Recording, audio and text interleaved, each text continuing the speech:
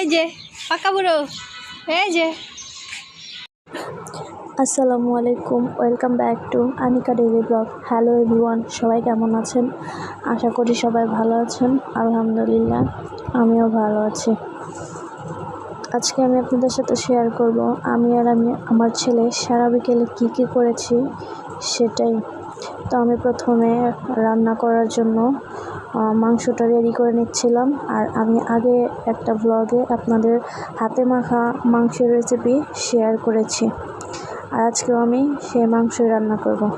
সেই জন্য আমি ভালো করে মেখে 10 মিনিটের জন্য রেস্টে রেখে দিয়েছি। আর এর তো পাশে আমি আলু ভাজি করছিলাম, সেটা একটু নেড়ে দিয়েছিলাম, আর এটা প্রায় হয়ে আসছিল।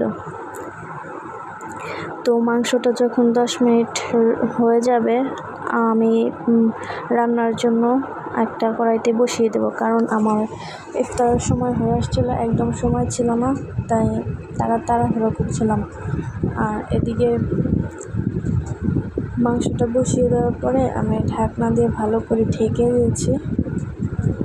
এখন ওটা হতে থাকবে। এবার চলুন আমি আপনাদের দেখাবো আমার ছেলে আমার রুমের কি অবস্থা করে রেখেছে। এই তো দেখুন, এখানে দাঁড়িয়ে টিভি দেখছে, আর পুরো ঘরের এই অবস্থা করছে। এখন এই ঘর গোছাতে আমার পুরো 1-1.5 ঘন্টা লেগে যাবে। আমি এগুলো সব ইফতারের পরে করব, কারণ এখন সময় কম। আর দেখেন, বালিশ, সোফার ফর্ম সব নামিয়ে দিয়েছে। এখন আমি আর আমার ছেলে যাব ছাদে, কারণ আমি আমার ছেলের জন্য বাদাম সুজি বানানোর জন্য চাল শুকোতে দিয়েছিলাম, সেটাই আনতে যাব। তো দেখুন, পাকা বুড়ো একেবারে কীরকম করে একাই উঠে, সব শিখে গেছে, কীভাবে কী করতে হয় সব জানে। তারপরে যে আপনাদের বাইরে একটু দেখিয়ে দিলাম, দেখুন। তারপর আমি আর আমার ছেলে সরাসরি ছাদে চলে গিয়েছি, আর ছাদে গিয়ে ছাদের দরজাটা আগে খুলে নিয়েছি। ফাইনালি এটা আমাদের বাসার ছাদ।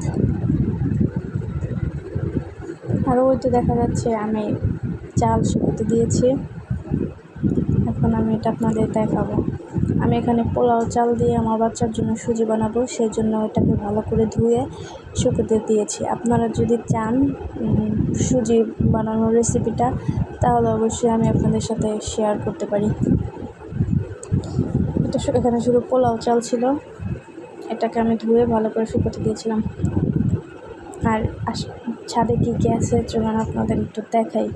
প্রথমে যে বেগুন গাছ ছিল, এখানে ছিল টমেটো গাছ। এত টমেটো গাছ ছিল যে টমেটোগুলো পেকে লাল হয়ে গেছে, কিন্তু কেউ খাচ্ছে না।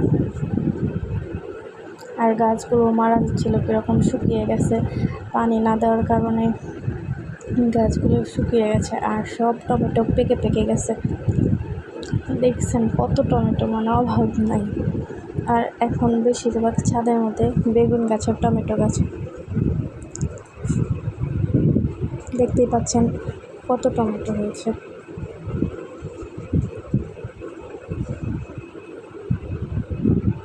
অভাব নেই জাস্ট টমেটোর।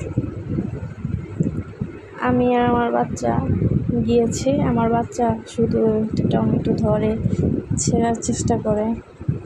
আর এই যে এখন যেটাকে ডায়মন্ড বলে, স্বর্ণ লেবু, এখন ছোট, এখন এগুলো খাওয়াই যাবে না।